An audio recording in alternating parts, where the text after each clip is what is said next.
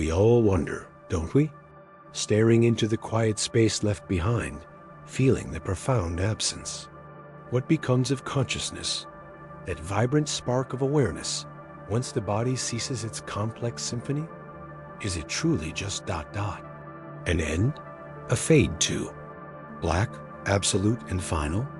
Or perhaps a serene, eternal slumber, a place of passive rest where troubles melt away like dew in the morning sun?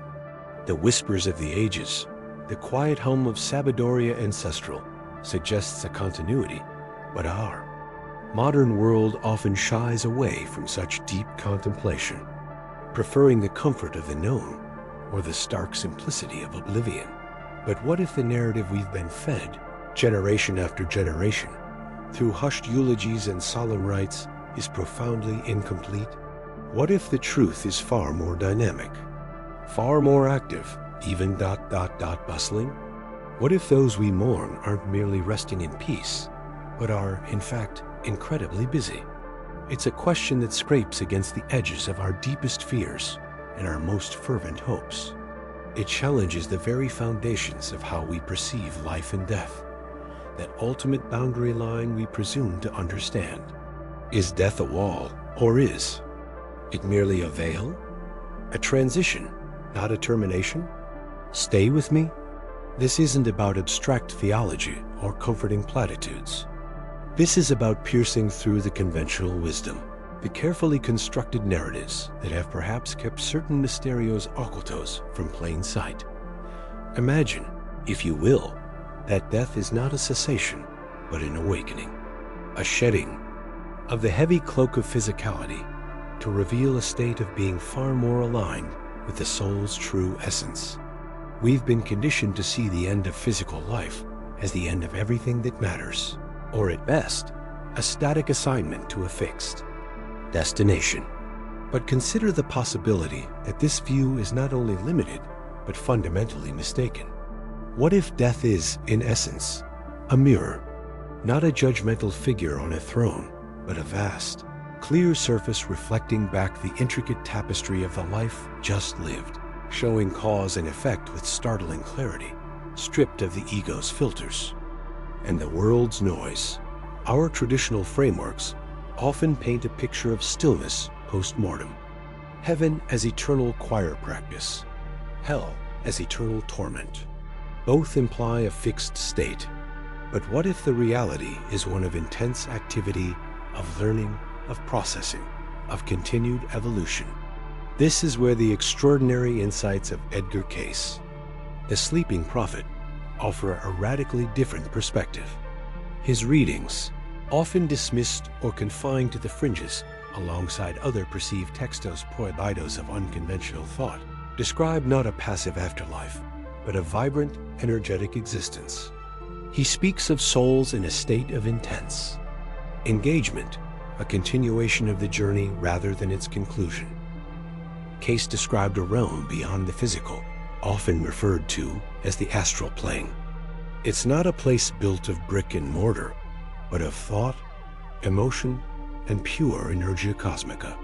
Here, the soul, free from the limitations and distractions of the physical body and the material world, enters a state of heightened perception. It's a dimension where the consequences of actions, the true impact of choices made on earth, become immediately evident. Think of it less as a place and more as a state of consciousness, a vibration. This state is where the soul actively reviews its recent incarnation, not under external judgment, but through an internal process of profound self-reflection. It's the ultimate alchemia interior, the soul processing its experiences to extract the gold of wisdom from the lead of earthly struggle in this non-physical reality. The soul is acutely aware of the ripple effects of its life, the kindnesses offered, the harms inflicted, the lessons learned, the opportunities missed. All are laid bare, not for condemnation, but for understanding. It's a process of integration, of aligning the personality that inhabited the physical body with the higher consciousness of the soul. This isn't punishment. It's purification and illumina ka spiritual. The soul isn't passively resting. It's actively working, analyzing, learning, and planning. It's understanding karma not as divine retribution, but as the inherent consequence of energy projected, a universal principle of cause and effect designed for growth and empathy. Furthermore, Cayce suggested that souls on the astral plane are not necessarily disconnected from the living. While their primary focus is their own review and processing, there are instances where interaction is possible or even sought, not as spectral figures haunting old houses out of malice, but often with purpose, to offer guidance, to resolve unfinished emotional business, to provide comfort or inspiration, sometimes even to nudge events on the physical plane in subtle ways. They might be completing a task left undone, or simply offering a form of support to loved ones still navigating the physical journey. The conventional death narrative insists on separation. Cayce's readings suggest connection persists, albeit on a different frequency. Why is this perspective so marginalized? Why do we cling to the idea of death as an end, a final curtain call where all agency ceases? Perhaps it's because the idea of an active, conscious afterlife where souls continue to learn and evolve undermines powerful institutions that have built their authority on fear of death and control over the narrative of what happens next. A populace empowered by the knowledge of their eternal nature, less afraid of death, and more focused on the quality and intent of their present actions, is harder to manipulate. The dominant narrative of death as a fearful unknown or a fixed destiny serves to maintain systems of control. But the sabiduría ancestral, hinted at in fragmented traditions and textos prohibidos, often points towards something far more liberating. Understanding Cayce's radical perspective on death is not just an intellectual exercise. It's deeply empowering. It reframes the fear of death, transforming it from a terrifying void into a natural transition in a continuous process of evolution. It encourages a profound introspection on how we live now, recognizing that the choices we make, the energy we cultivate, the love we share, are not confined to this brief flicker of physical existence. They resonate outwards and will be the very material we work with when we, too, stand before that reflective mirror.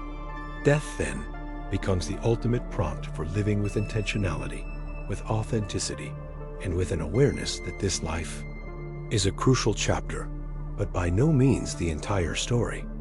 It urges us to live a life where you'd feel a sense of purpose and peace, revisiting in that profound state of reflection. It underscores the eternal nature of consciousness and the ongoing journey of the soul towards greater illuminaka spiritual, driven by the inherent urge for growth and service. And this, death is a mirror. This profound reflective pause is not merely a passive review. It is intensely active.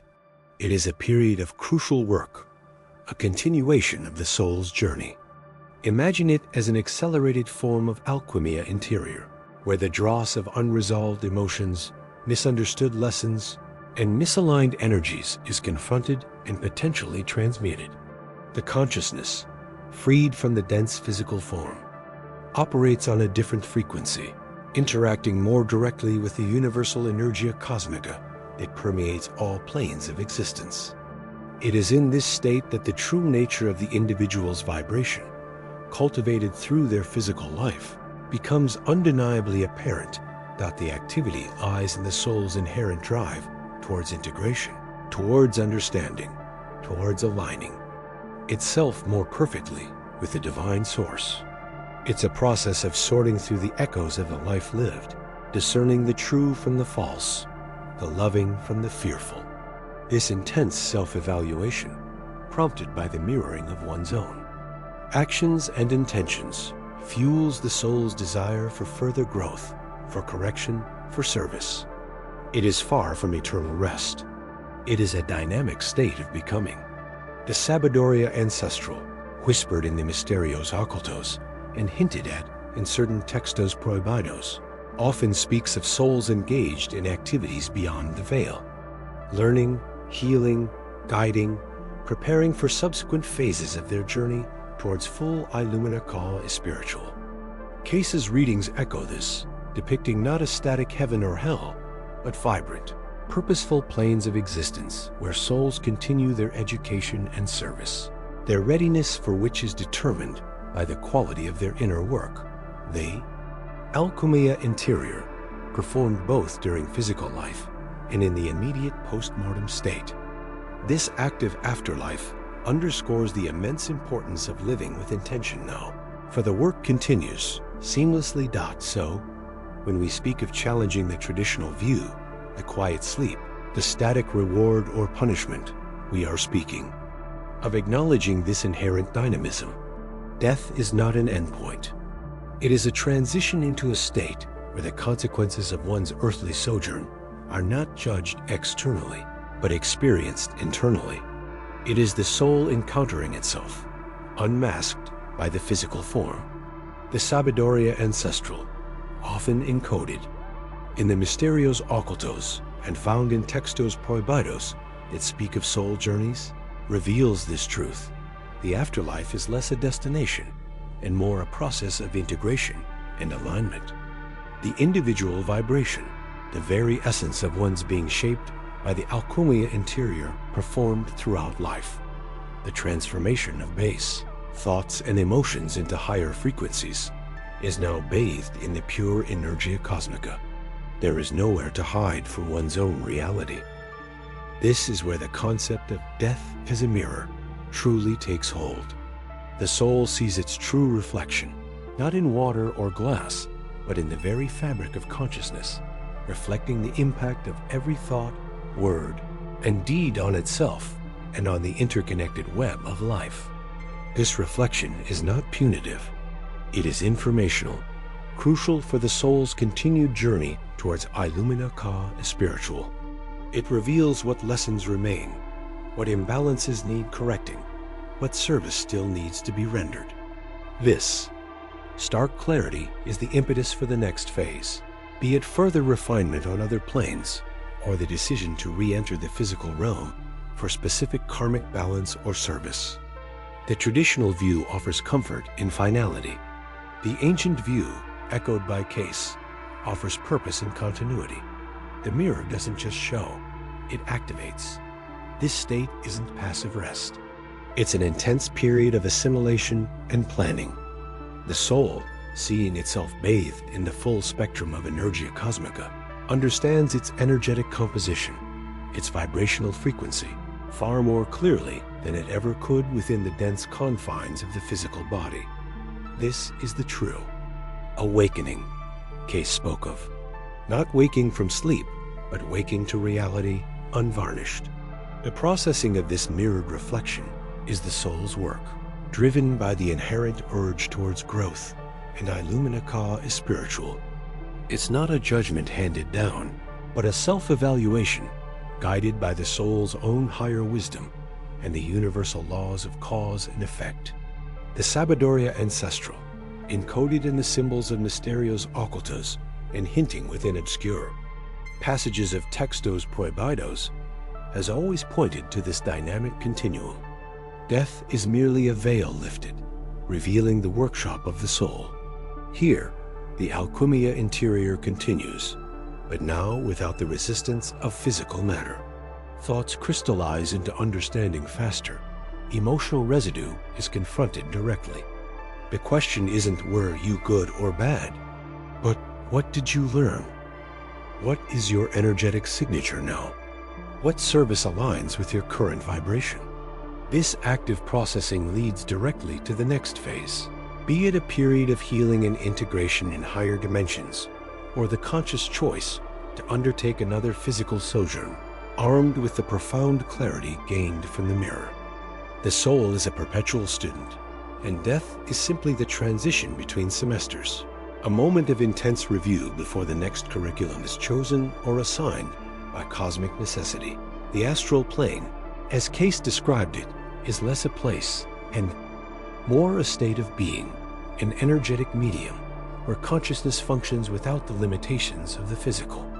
It is the immediate destination after shedding the material shell. Here, the review isn't just mental. It's an energetic alignment.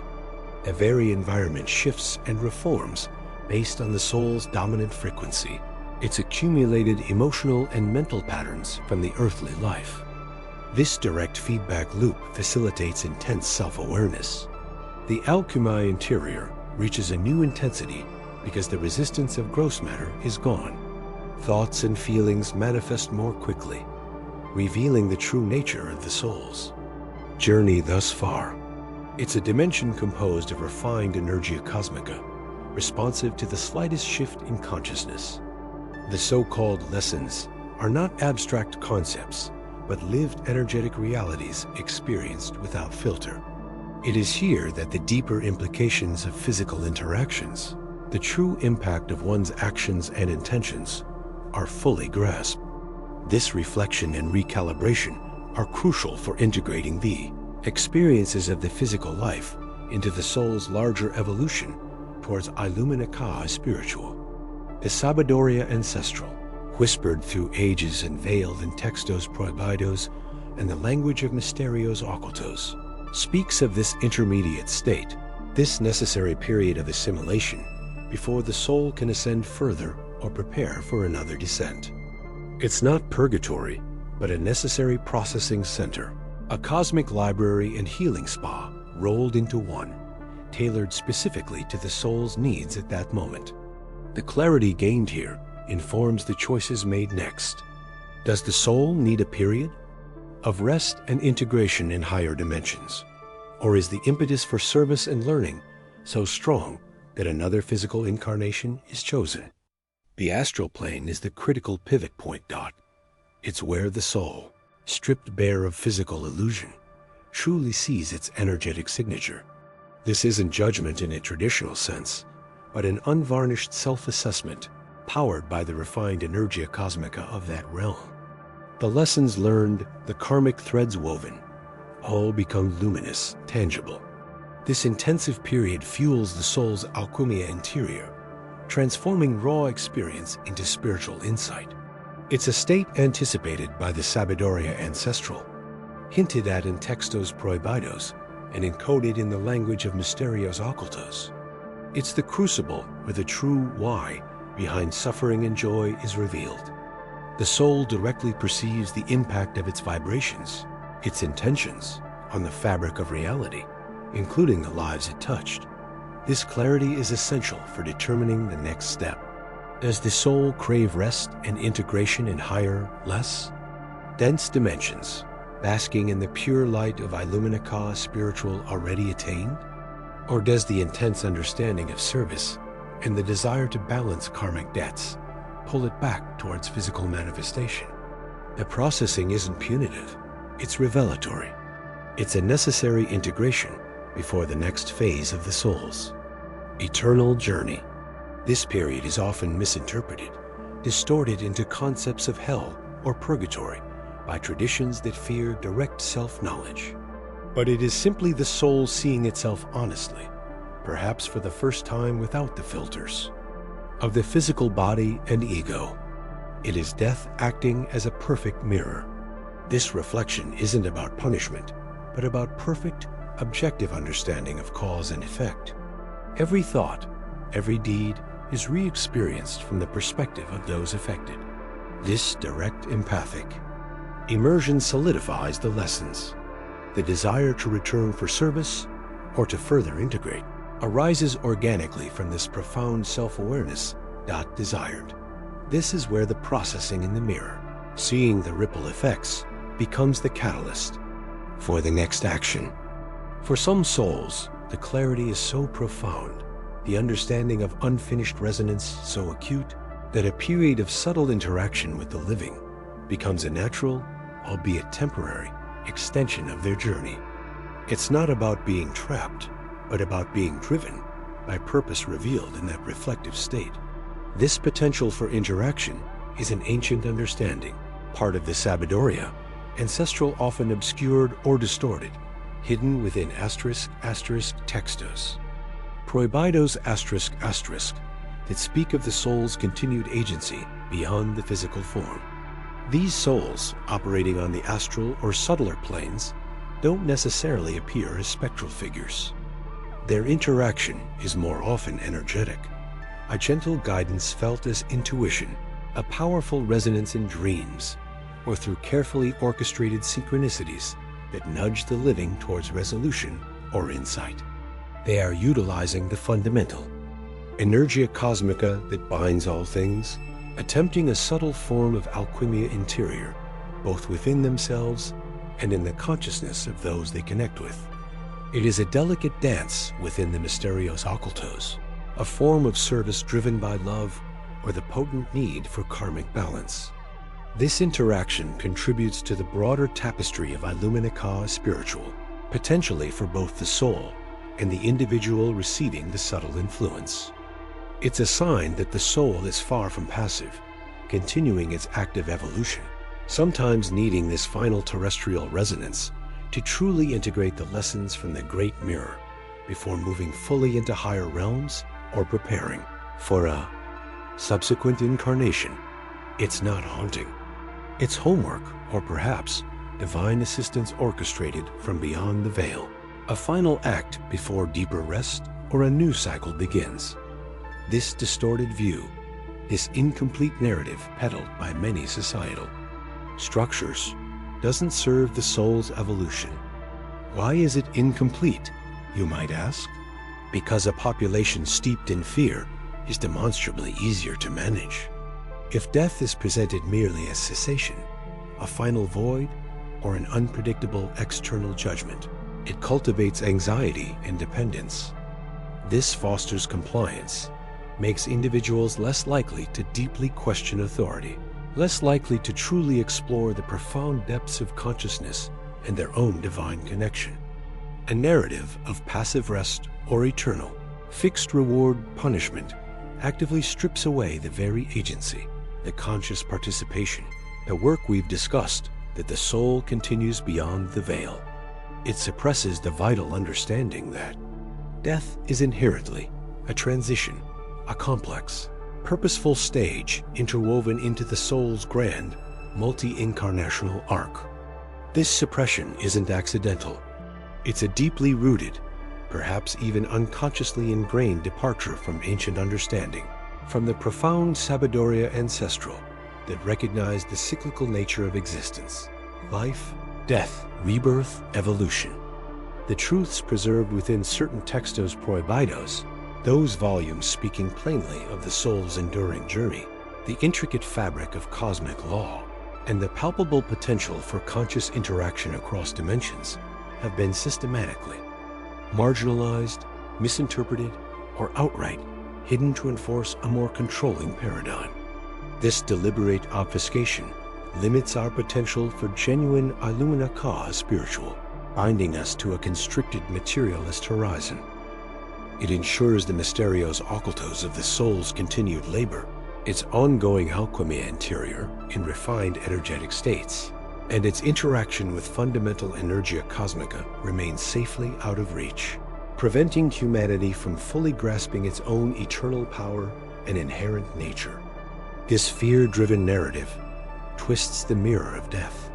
Instead of reflecting endless potential and seamless continuity, it reflects only manufactured fear and the illusion of absolute finality.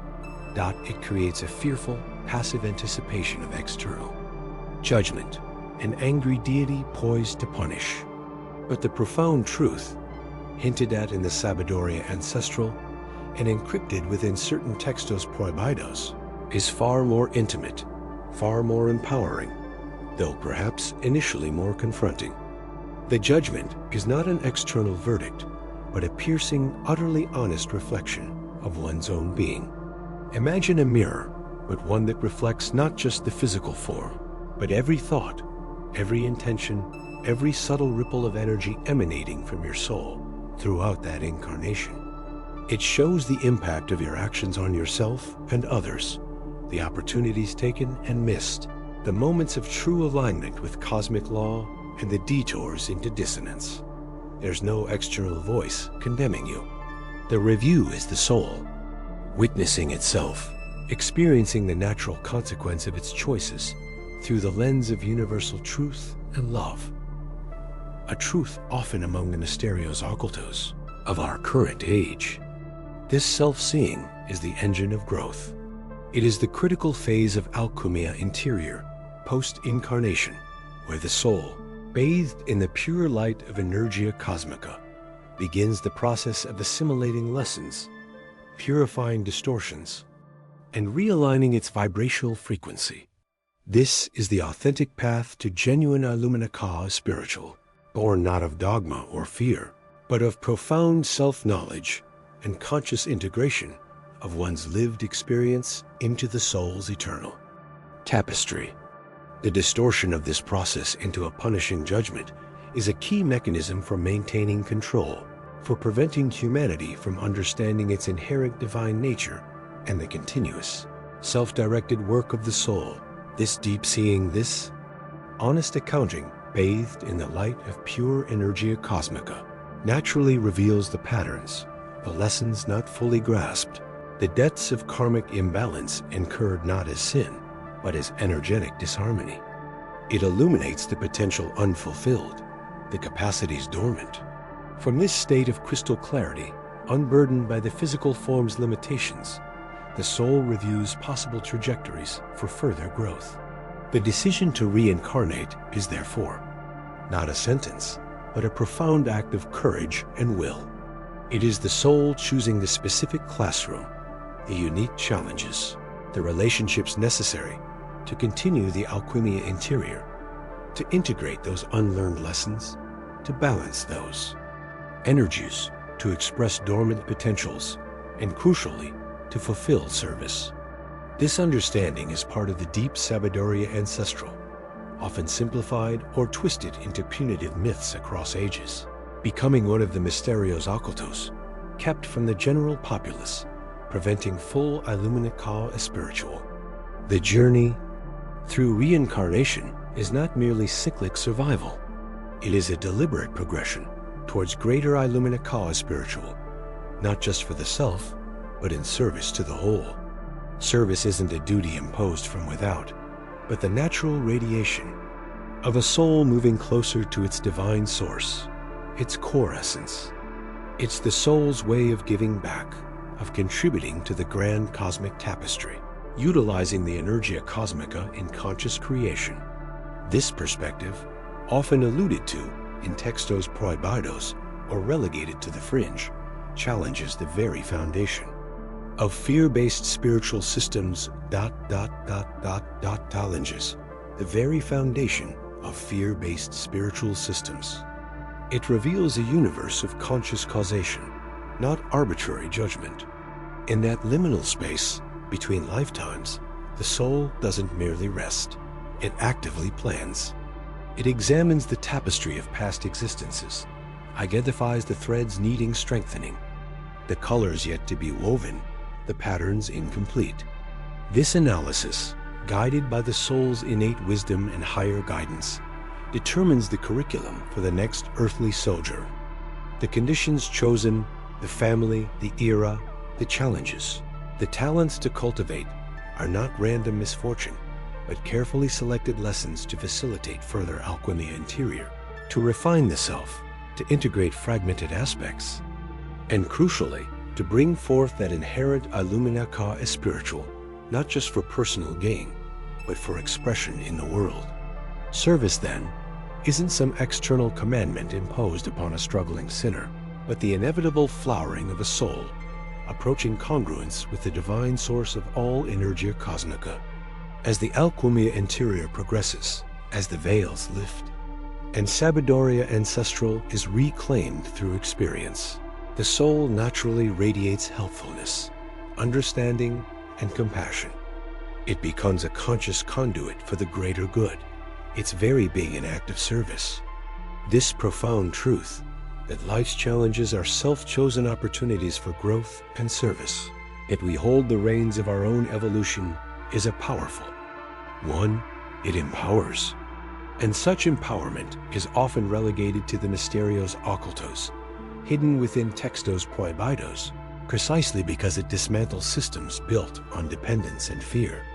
Understanding this shifts the focus from escaping punishment to embracing purpose, from passive belief to active creation, utilizing the very fabric of Energia Cosmica.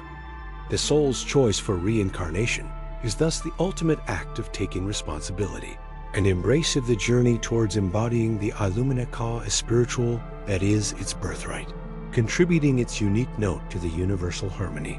It's a return to the source of Sabiduria Ancestral, found not in dusty scrolls alone, but etched into the very fabric of being itself, a constant process of refinement through lived experience.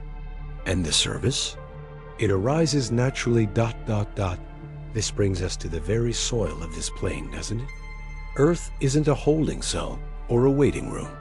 It is, as the Sabiduria Ancestral whispers through the ages, a dynamic, potent classroom. Each life, each sojourn here in dense physicality, is a deliberately chosen module in a grand curriculum.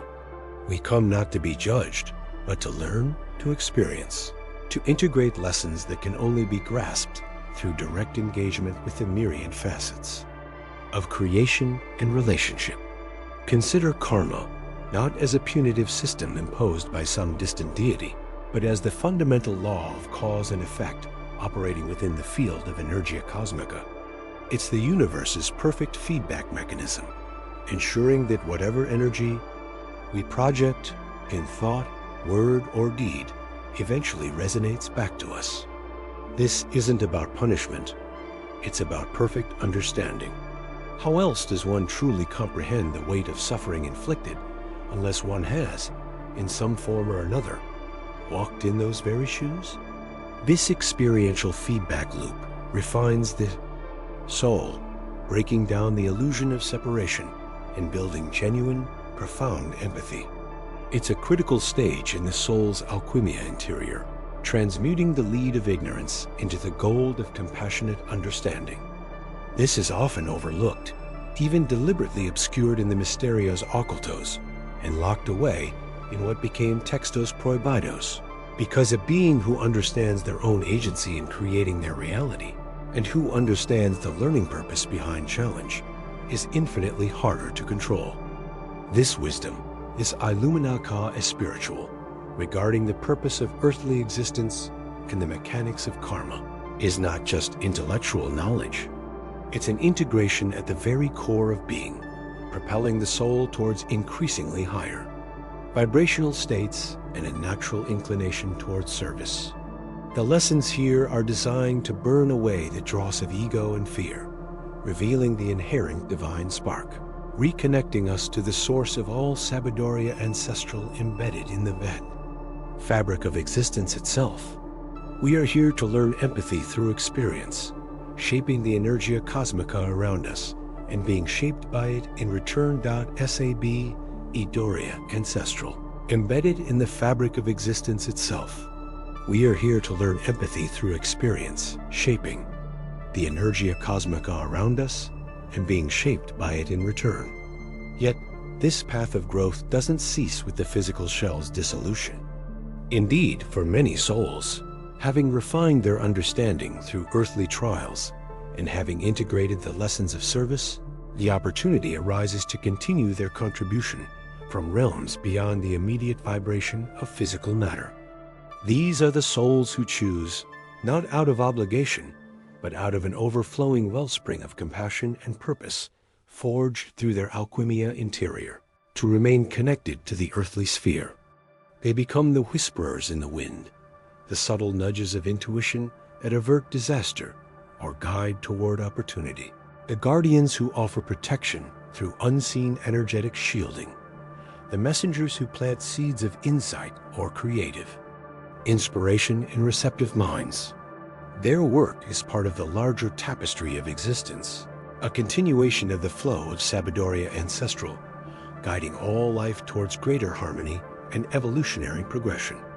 This form of active, post-mortem assistance is one of the profound Mysterios Occultos, often deliberately downplayed or omitted from sanctioned narratives, residing in the realm of Textos Prohibidos for those who would seek true Illumina Ka spiritual. Outside prescribed channels and challenge purely materialistic views of reality. It's a testament to the soul's enduring agency and its deep-seated connection to the living stream of consciousness, utilizing refined control over Energia Cosmica to influence positively, subtly, guiding those still navigating the density of the material plane towards their own unfolding and eventual liberation. It's a silent ministry, a profound act of love and continued participation in the grand design, demonstrating that death is merely a transition, not an end to purpose or connection. They are the unseen current within the river of life, influencing the flow for the benefit of those still downstream, embodying the ultimate service born of realized understanding. This, then, is the heart of the Sabiduría Ancestral, the Misterios, occultos only hinted at in textos prohibidos.